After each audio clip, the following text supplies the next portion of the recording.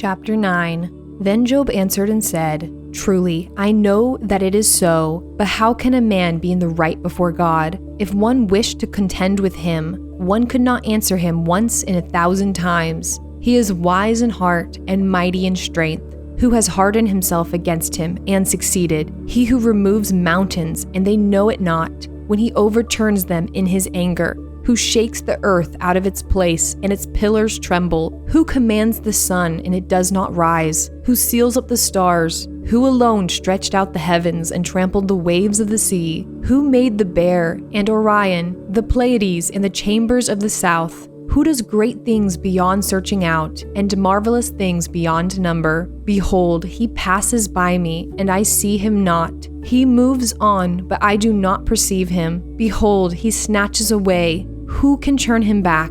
Who will say to him, "What are you doing?" God will not turn back his anger. Beneath him bowed the helpers of Rahab. How then can I answer him, choosing my words with him? Though I am in the right, I cannot answer him. I must appeal for mercy to my accuser. If I summoned him and he answered me, I would not believe that he was listening to my voice. For he crushes me with a tempest and multiplies my wounds without cause. He will not let me get my breath, but fills me with bitterness. If it is a contest of strength, behold, he is mighty. If it is a matter of justice, who can summon him? Though I am in the right, my own mouth would condemn me. Though I am blameless, he would prove me perverse. I am blameless. I regard not myself.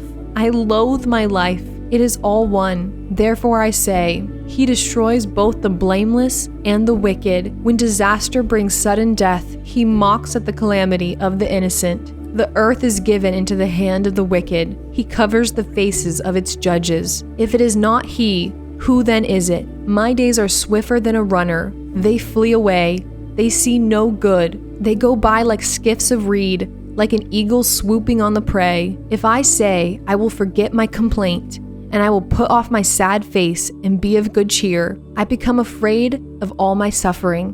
For I know you will not hold me innocent. I shall be condemned. Why then do I labor in vain?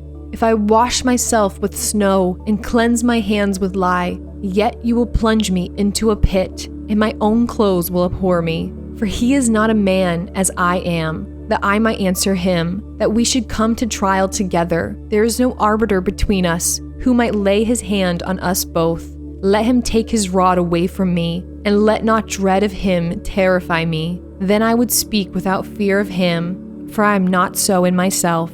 Chapter 10. I loathe my life. I will give free utterance to my complaint. I will speak in the bitterness of my soul. I will say to God, do not condemn me. Let me know why you contend against me. Does it seem good to you to oppress, to despise the work of your hands, and favor the designs of the wicked? Have you eyes of flesh?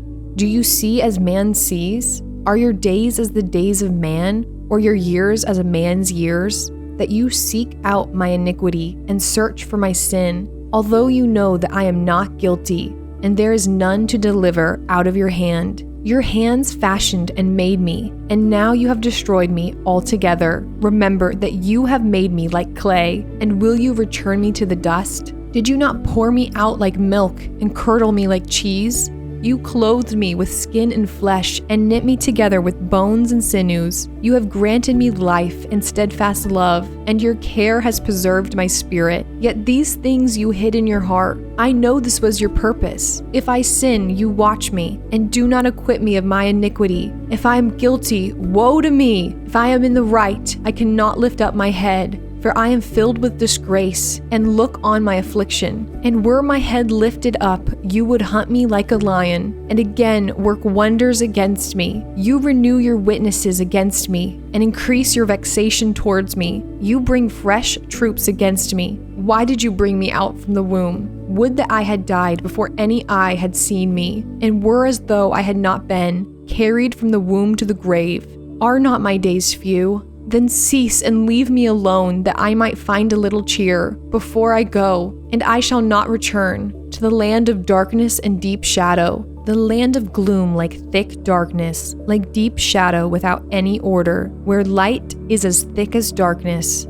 Chapter 11. Then Zophar, the Naamathite, answered and said, Should a multitude of words go unanswered, and a man full of talk be judged right? Should your babble silence men? And when you mock, shall no one shame you? For you say, My doctrine is pure, and I am clean in God's eyes. But oh, that God would speak and open his lips to you, and that he would tell you the secrets of wisdom. For he is manifold in understanding. Know then that God exacts of you less than your guilt deserves. Can you find out the deep things of God? Can you find out the limit of the Almighty? It is higher than heaven. What can you do? Deeper than Sheol, what can you know? Its measure is longer than the earth and broader than the sea. If he passes through and imprisons and summons the court, who can turn him back?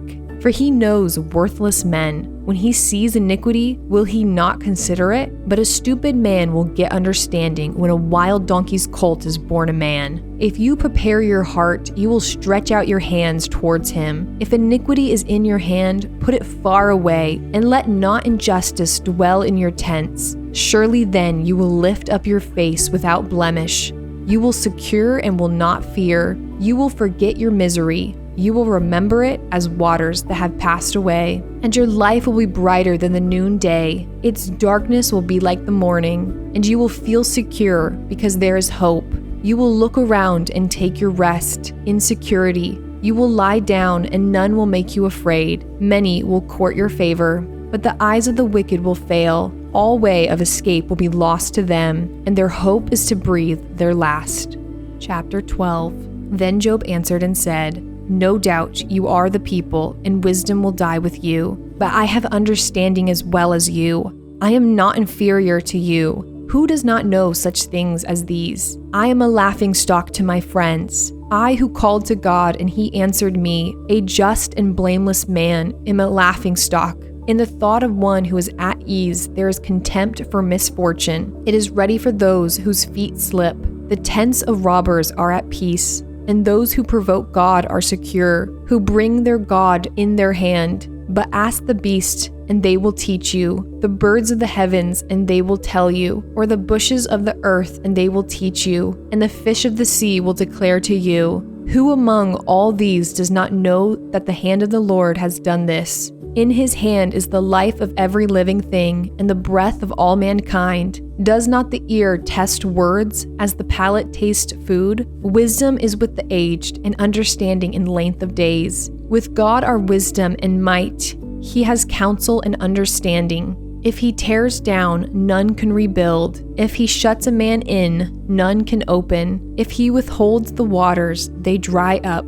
If he sends them out, they overwhelm the land. With him are strength and sound wisdom. The deceived and the deceiver are his. He leads counselors away stripped, and judges he makes fools. He looses the bonds of kings and binds a waistcoat on their hips. He leads priests away stripped and overthrows the mighty. He deprives of speech those who are trusted and takes away the discernment of the elders. He pours contempt on princes and loosens the belt of the strong. He uncovers the deeps out of darkness and brings deep darkness to light. He makes nations great, and he destroys them. He enlarges nations and leads them away. He takes away understanding from the chiefs of the people of the earth and makes them wander in the trackless waste. They grope in the dark without light, and he makes them stagger like a drunken man.